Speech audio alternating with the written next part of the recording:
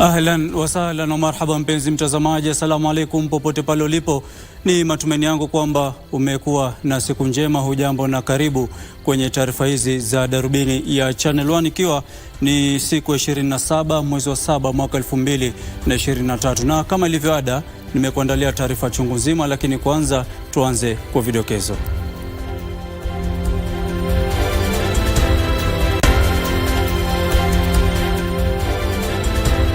Serikali iko katika hali ya tahadhari kufuatia majaribio ya udukuaji wa mitandao yake, afichua waziri Bhalo. We must agree as a nation that in our political equation there will be no violence. Rais Ruto akashifu uharibifu wa mali uliochochewa kisiasa. Tume ya maadili na vita dhidi ya ufisadi yafuatilia mishahara ya watumishi wa umma walioajiriwa kwa kutumia vyeti ghushi.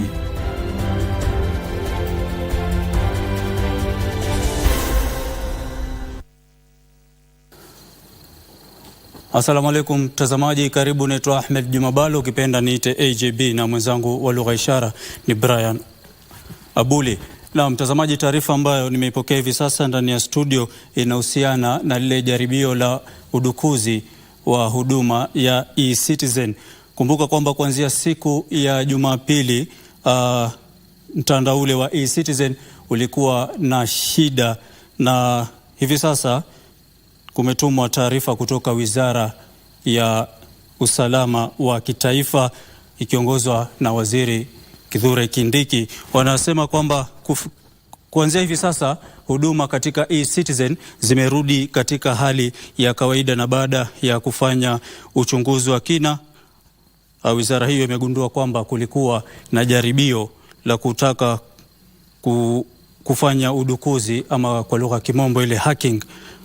Kifupi kwamba kulikuwa na hackers ambao walikuwa wameuvamia mtandao ule wa e-Citizen na kufanya huduma ama na kutatiza huduma za e-Citizen. Lakini kufikia hivi sasa ni kwamba hali ama shughuli za kawaida katika e-Citizen zimerejea, na Wakenya wanaombwa kuingia katika mtandao ule wa e-Citizen kutafuta huduma wanazosaka. Na vile vile taarifa hii inasema kwamba hakuna habari zozote za kibinafsi za muhimu wowote kutoka kwa Wakenya ambazo ziliweza labda kuibwa ama kuchukuliwa na wadukuzi hao. Mtazamaji, taarifa ambayo tumepokea hivi sasa ni kwamba mtandao wa e-Citizen umerudi kuwa sawa hivi sasa, na unaweza ukaingia katika mtandao ule kusaka huduma. Kumbuka kwamba hackers ama wadukuzi walikuwa wameweza kuvamia mtandao ule kuanzia siku ya Jumapili,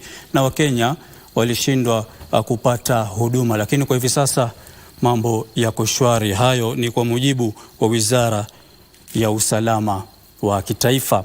Na kando na hayo, Rais Dr. William Ruto amewahimiza viongozi wajihusishe na siasa za amani zinazoleta maendeleo. Dr. Ruto alikariri kwamba wakati wa siasa za ushindani umefikia kikomo. Rais aliyasema hayo katika kaunti ya Lamu, ambapo alitaja siasa za ghasia na uharibifu wa mali kuwa zilizopitwa na wakati.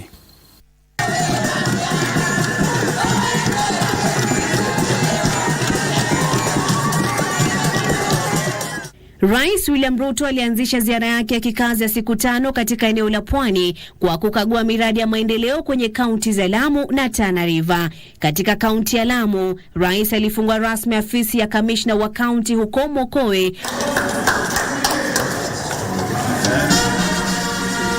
na baadaye kutoa hundi kwa jamii ya wavuvi wa samaki. Ni hapa ambapo rais alishtumu kile alichokitaja kuwa siasa za uharibifu. Rais aliwahimiza maafisa wa polisi watekeleze sheria kikamilifu ili kudumisha utulivu kuambatana na katiba, akiongeza kusema kuwa usalama wa nchi ni sharti ulindwe. Wherever you come from, wherever you're going, we must agree as a nation that in our political equation there will be no violence. There will be no destruction of property. There will be no loss of life. Rais aliwahimiza maafisa wa utawala wa mikoa wajiepushe na siasa na kuangazia majukumu yao. Our security agencies must discharge their mandate firmly, professionally, to make sure that they protect life and property. Shida hizi zikitatuliwa, tutakuwa na amani ya kudumu na hawa wananchi watachangia pakubwa katika ujenzi wa taifa letu. Na kuhusu ugatuzi, rais alisema kuwa serikali itatoa shilingi bilioni 32 kwa kaunti kwa mwezi huu kuanzia leo Alhamisi. Viongozi walioandamana na rais waliahidi kumuunga mkono katika juhudi zake za kutekeleza ajenda serikali kuhusu maendeleo. Yeye anachokitafuta anakijua yeye mwenyewe. Na mheshimiwa rais hata simama akasema, lakini anajua wazi hazungumzii maneno ya unga. Kwa sababu kushukisha unga si kuvaa kofia. Mipango ya kushukisha gharama ya maisha iko na William Samoei Ruto. Wanaokupinga wanajua kuwa program zako zikisucceed 2027 hawana bao. Si itakuwa walkover. Sisi tunakuunga mkono ili kuhakikisha unatekeleza agenda ya maendeleo ya Kenya. Mimi naona itakuwa ni legacy that you will leave behind, that you are able to empower counties kuweza kuyafanya haya yote. Baadaye, rais alizindua mpango ukarabati wa mradi wa unyunyiziaji mashamba maji wa eneo la Tana na kutoa hundi kwa jamii ya wavuvi wa samaki katika kaunti ya Tana River.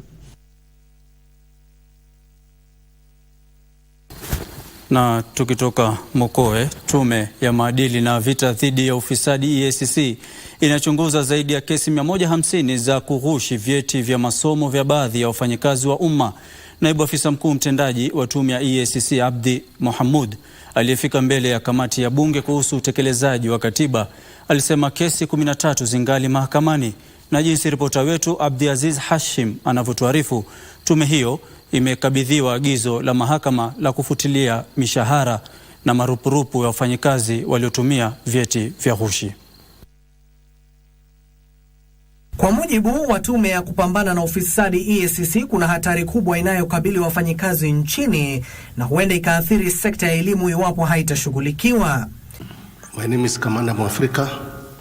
Akiongea alipofika mbele ya kamati ya bunge kuhusu utekelezaji wa katiba, naibu afisa mkuu mtendaji wa EACC Abdi Mohamud alifichua kwamba tume hiyo imegutushwa na idadi kubwa ya vyeti ghushi vinavyotumika kutafuta ajira. Now, the issue of fake certificates is actually our main area now.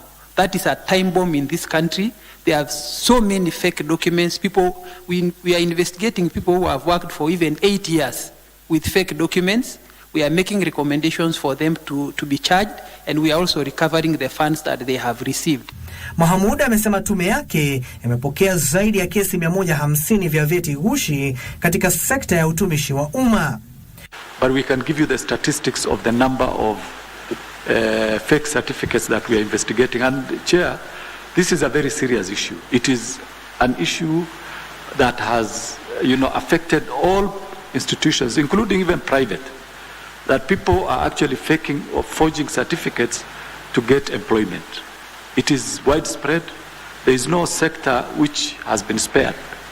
And we can provide the statistics. Tume ya EACC imekabidhiwa agizo na mahakama kufuatilia mishahara na marupurupu ya wafanyikazi wanaoshukiwa walitumia vyeti ghushi. We've seen a lot of cases politically being withdrawn, but is it necessary really to investigate somebody if the commission already knows there is nothing? We assess the evidence in our file. They are watertight. That is our view. As to the withdrawal, that is not our responsibility. Wakati huo huo, katika kaunti ya Siaya, maafisa wa EACC wakiongozwa na Kamishna John Ogalo wamewasilisha ripoti 2 kwa Gavana James Orengo kufuatia madai ya kesi za ufisadi katika afisi za kaunti pamoja na bunge la kaunti hiyo. Tume ya kupambana na ufisadi EACC imeshikilia kuwa sasa itaanza kuangazia serikali za kaunti ambazo zinaaminika huenda zinatumia mali ya umma vibaya. Abdi Aziz Hashim, Darubini.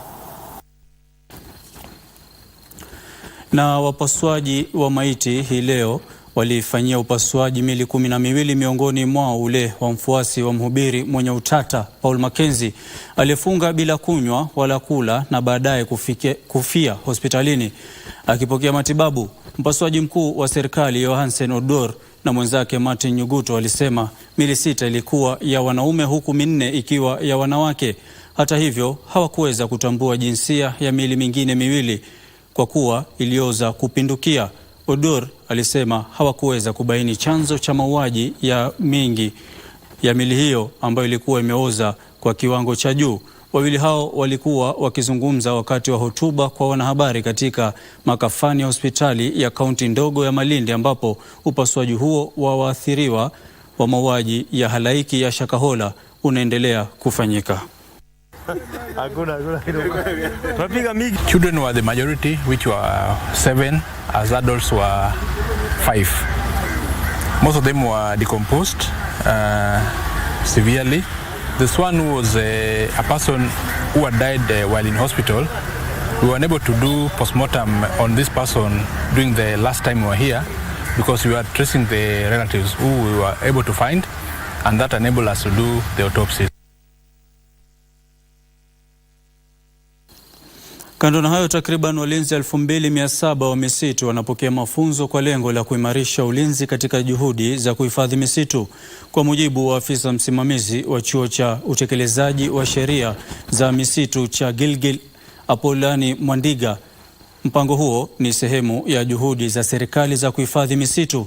Hakikisho hilo linajiri huku walinzi kote nchini wakisubiri kwa hamu siku ya kimataifa ya walinzi inayoadhimishwa kila mwaka tarehe 31 mwezi Julai.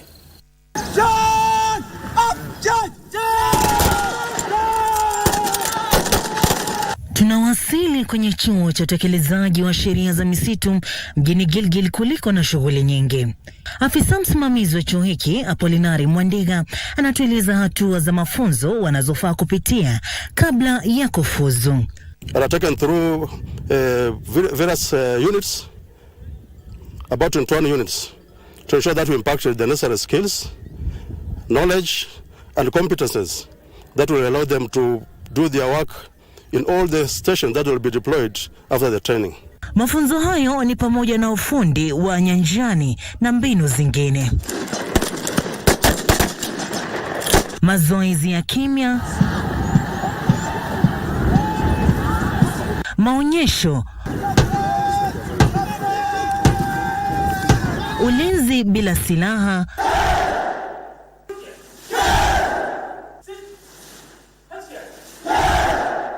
na pia talanta inahitajika hapa.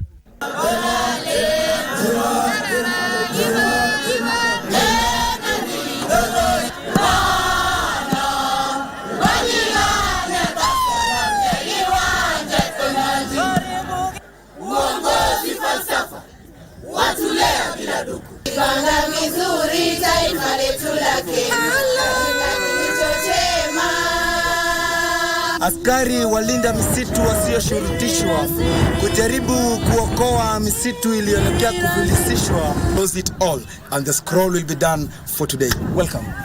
Asante sana Darwin Charles kwa kunipa fursa hii tena niweze kumfahamisha mtazamaji wetu popote alipokuwa hii leo. Mwandiga anasema mbali na mafunzo, masuala mengine pia huwa yanazingatiwa.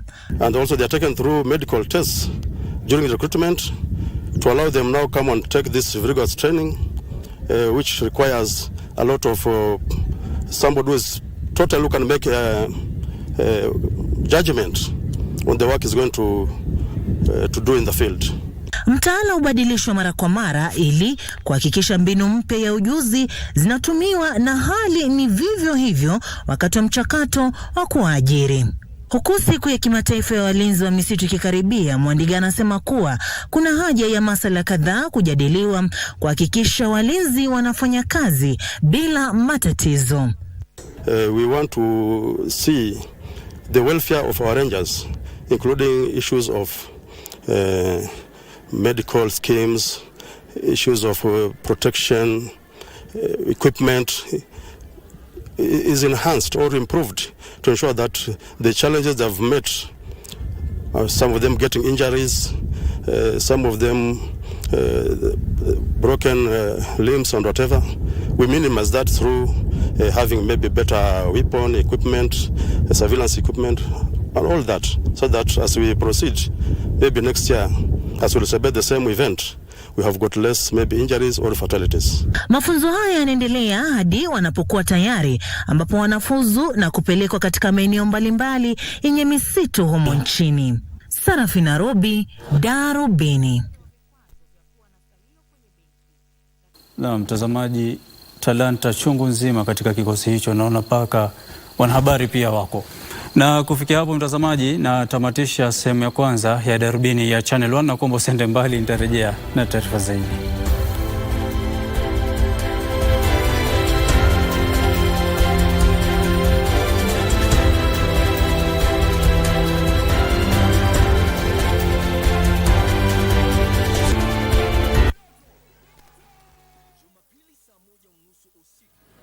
From its humble beginnings on Jackson Road to its current location on Jago Road, St. Stephen's Cathedral continues to shine brightly. When the white people came, they are people of class, so they classified people according to who they are. St. Stephen's, which was where Parliament sits, was for the middle class people. Kanisa lilibomolewa lile, likaletwa hapa, ndio Parliament ikajengwa. St. Stephen's is renowned for great choirs.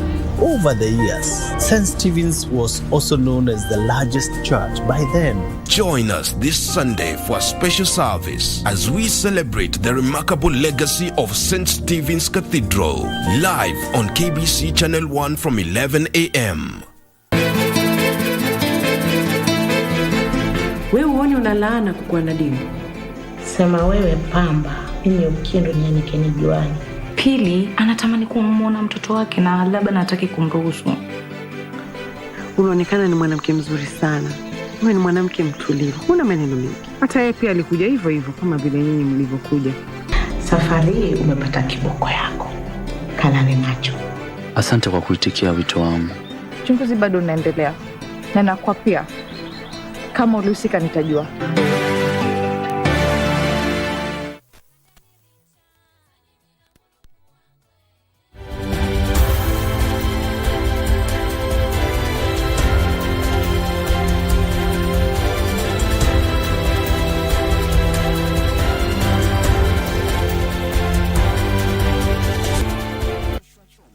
Naam, karibu tena mtazamaji. Na baadhi ya viongozi wa mrengo wa Kenya Kwanza wamesisitiza haja ya kuwepo kwa mazungumzo kati ya Rais William Ruto na kiongozi wa upinzani Raila Odinga ili kupunguza joto la kisiasa humu nchini.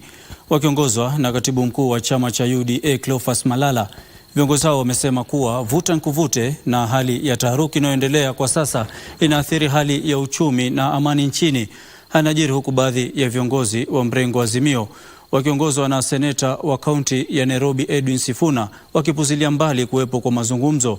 Akizungumza baada ya kushiriki ibada ya wafu ya mmoja wa wale walioaga dunia wakati wa maandamano ya kupinga serikali, Sifuna amesema hawana haja na mamkuano, ila wamemtaka rais kushughulikia masuala ya gharama ya maisha na kutupilia mbali mswada wa kifedha, akisema ni mzigo kwa Wakenya. Kadhalika wameshutumu vikali maafisa wa polisi waliohusika katika vifo vya watu kwenye maandamano ya Azimio na kutaka hatua kali kuchukuliwa dhidi yao.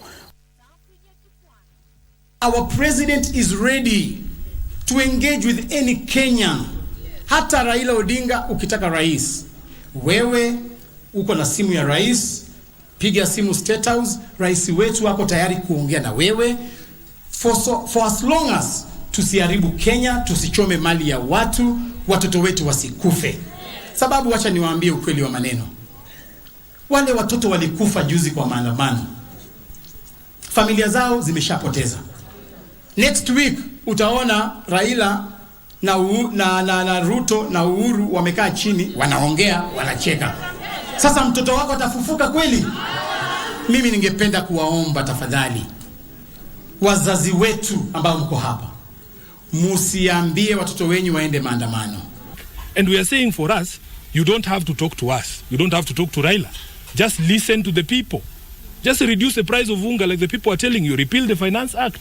You don't need to call Raila. You don't need to talk to him. About what? The problem right now is not about who's not talking to who, but who's not listening to who. That is the problem in this country.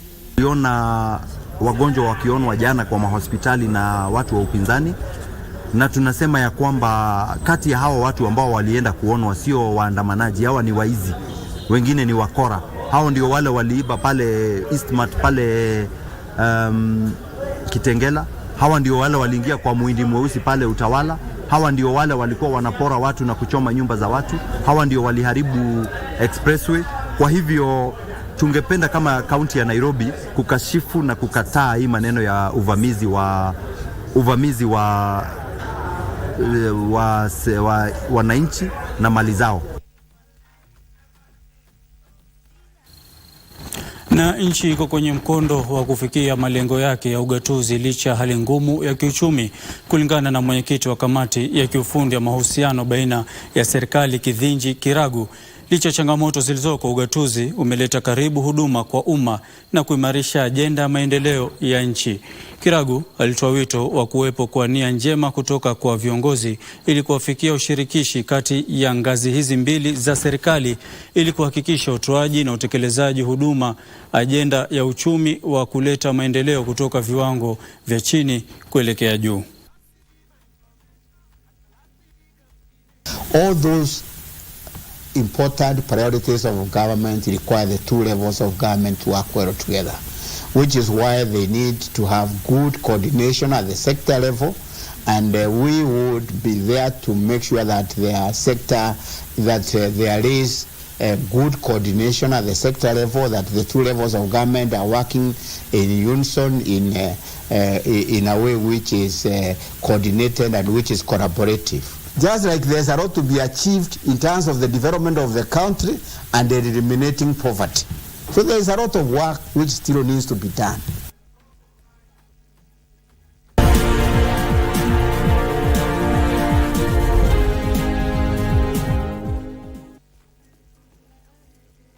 Na hivi sasa ni wakati wa biashara. Chama cha wasanifu mijengo kinatoa wito wa kuharakishwa kwa utaratibu wa kutathmini na kuidhinisha michoro ya ujenzi kupitia tovuti ya usimamizi wa mfumo wa mipango na ujenzi. Chama hicho kinasema mfumo huo umekuwa ukikumbwa na changamoto tangia mwanzo wa mwaka huu, hali ambayo imewagharimu wanachama na taifa kwa jumla ukosefu wa mapato, ajira na nafasi za uwekezaji. Kwa taarifa hiyo na nyinginezo, ufuatao ni mkusanyiko wa habari zetu za biashara. Ripoti ya utafiti wa kiuchumi ya mwaka 2023 inaashiria kwamba sekta ya ujenzi na nyumba ilichangia nafasi 1250 za ajira mnamo mwaka 2022, ambayo ni 8% ya nafasi za ajira humu nchini. Chama cha wasanifu mijengo kinatoa wito kwa serikali ya kaunti ya Nairobi kushughulikia changamoto zinazoibuliwa na kucheleweshwa kwa uidhinishaji wa michoro ya mijengo kupitia tovuti ya usimamizi wa mfumo wa ujenzi. We shall advise our clients to proceed with project implementation by mobilizing contractors to propose sites with over 60 days post-submission of applications for approvals and requisite fees paid, but no written communication or objection from the county government. Kwingineko, jumla ya mapato kutoka masoko ya mtaji humu nchini ilifikia shilingi bilioni 1.5 katika miezi ya Aprili, Mei na Juni. Halmashauri ya masoko ya mtaji inasema inawashirikisha wadau katika mikakati ya kupiga jeki ujumuishaji wa wawekezaji katika masoko ya mtaji. The regional markets, even given the issues we are going through, the returns we have seen so far have been very good, and therefore it's very likely that the outlook could improve, because I think most of the investors international are looking at where perhaps they are making the highest returns. Mwishowe, viongozi wa bara Afrika wamehimiza Urusi kuruhusu usafirishaji wa nafaka kutoka Ukraine kufuatia kutibuka kwa mkataba wa Black Sea. Mwenyekiti wa Jumuiya ya Afrika Azali Asumani aliongea wakati wa makala ya pili ya kongamano baina ya mataifa ya Afrika na Urusi mjini St. Petersburg. Alisema mamilioni ya watu wanategemea nafaka kutoka nchini Ukraine na suluhu la mzozo baina ya mataifa hayo mawili litanusuru maisha ya wengi. Our continent is significantly affected by food prices. That is why we call on all participants to this process.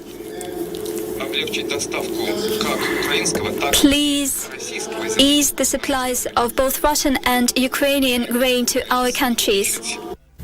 Frederick Muki, Darubini.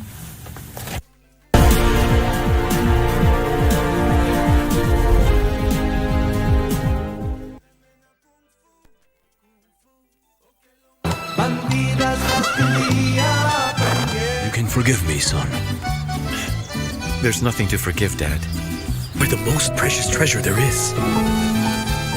And I believe that I am the luckiest man because I found you. I hope that you will always be happy. I know I made a lot of mistakes, but I hope you can still forgive me. I'm not trying to justify what I did. We can't change what's done because it's done, just as no one can change or erase the love I have for the three of you. I hope you remember me as a father who loved his daughter so much. Son bandidas los recuerdos que me llevan a soñar. Bandidas las que un día aprendieron a amar.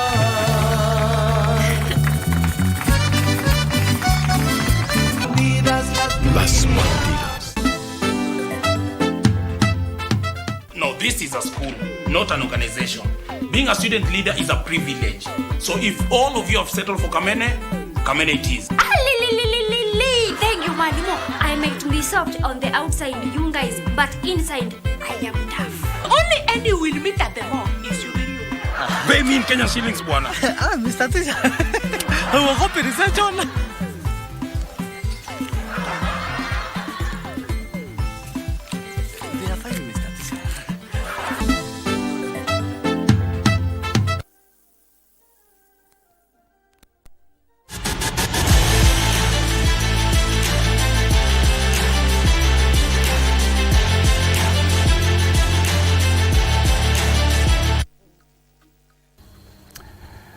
Baada ya Ahmed Juma Bhalo kumla kuku mzima, niruhusu nimalizie kwa manyoya yake. Karibu, mimi naitwa Timothy Kipnusu. Na ngawandanga taarifa kwamba timu ya taifa ya raga ya wasichana wasiozidi umri wa miaka 18 iko tayari kwa michezo ya vijana ya Jumuiya ya Madola itakayoandaliwa tarehe 4 hadi 11 mwezi Agosti mwaka huu mjini Port of Spain nchini Trinidad na pia Tobago. Kocha mkuu Sara Angola tayari amekitaja kikosi chake kinachojumuisha wachezaji waliochaguliwa kutoka shule mbalimbali humo nchini. Timu hiyo ya Young Lionesses itachuana na timu nyingine 5 zikiwemo wenyeji Trinidad na pia Tobago, Canada, Wales, Australia na Fiji. Mashindano ya mchezo wa raga ya wachezaji 7 kila upande yataandaliwa kuanzia tarehe 6 hadi 8 mwezi ujao. Timu ambazo zitamaliza katika nafasi ya kwanza na pili baada ya mechi za makundi zitang'ang'ania nishani ya dhahabu, ilhali timu zitakazomaliza katika nafasi ya 3 na 4 zitang'ang'ania nishani ya shaba. Timu mbili za mwisho katika makundi zitang'ang'ania nafasi ya 5.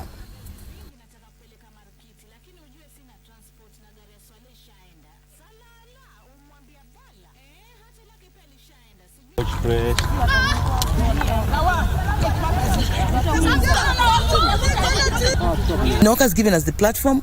We are out here to prove that the standard that they set, it is good, and also just to ensure that once we do it very well, NOC will be able to continue this. So I think this is just a start of the many ideas they really want. I believe this is the best team, and they are going to do their best. I've watched them playing. I've watched them during their trainings. They're doing well. All of them, they're actually still in school. We are happy.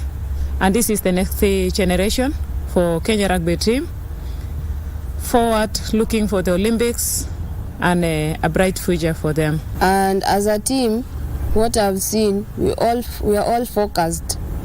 We know that we are going to do our best. Our coaches, Coach Sarah and Weru, they are prepared as well. We know that we are going to be the best team, and also we are. And for those who have remained back, we are one team.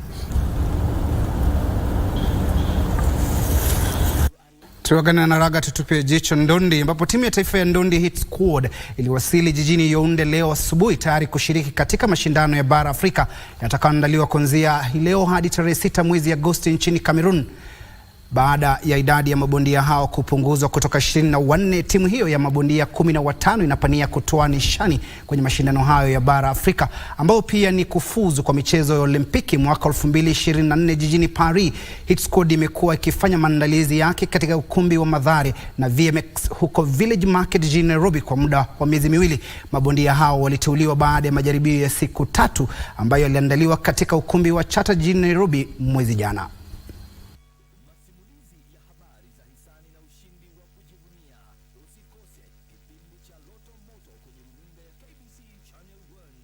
Mtazamaji, Nigeria ilitoka nyuma na kuishinda Australia mabao 3-2 katika mchuano wa kombe la dunia kwa wanawake ulioandaliwa nchini Australia. Nigeria ilipata mabao yake kupitia kwa wachezaji Uchenna Kanu, Osinachi Chelle na Asisat Achosa, ilhali wenyeji Australia walifungwa kupitia Emily Van Egmond na Alan Kennedy. Kwenye michuano ya awali, Marekani ilitoka sare bao 1-1 na Uholanzi, nayo Ureno ikaishinda Vietnam mabao 2-0.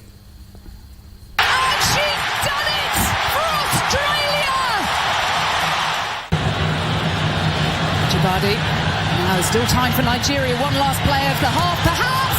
And there is the equaliser. Uchenna Kanu. Lozia underneath it. So too Oshuala, and it's in. It's over the line. And the Super Falcons. Quality service. Once I'll show you, it does find the wide spaces. Oh, they need to be careful here. Oshuala's in. Oh my goodness. Oh my word. Too nonchalant. Back towards the penalty area, flicked on by Kennedy, and Ford was there.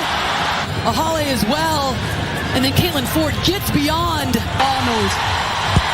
Cooney Cross with the ball in. Arnold's there, and it's in the back of the net.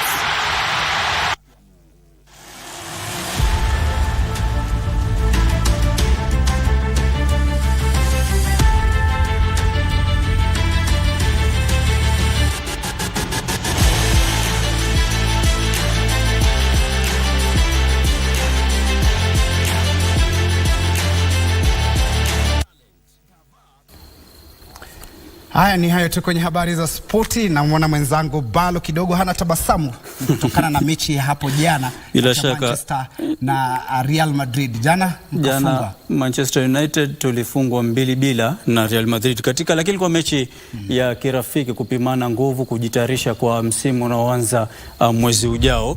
Na vile vile Arsenal waliweza kuwafunga Barcelona mabao 5-3 mechi iliyochezwa leo alfajiri.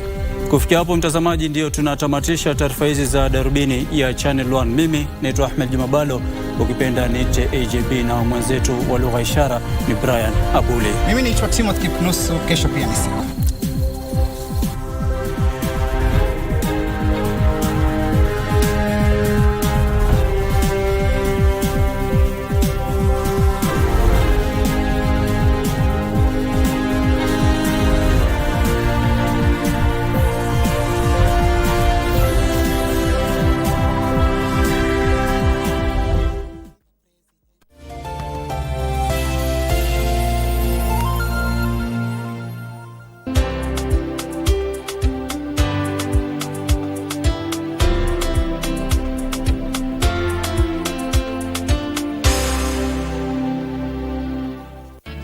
Cheza Loto Moto. Sasa unaweza jishindia instantly na Loto Moto. Dial *570# wakati wowote, siku yoyote ya wiki na mahali popote. Dial *570#. Kisha chagua moja kati ya games za Loto Moto. Weka stakes zako 50 shillings, 300, 500, 2,000 shillings. The bigger your stake, the greater, or the bigger your prizes. Cheza mara kadhaa, na kumbuka, cheza responsible.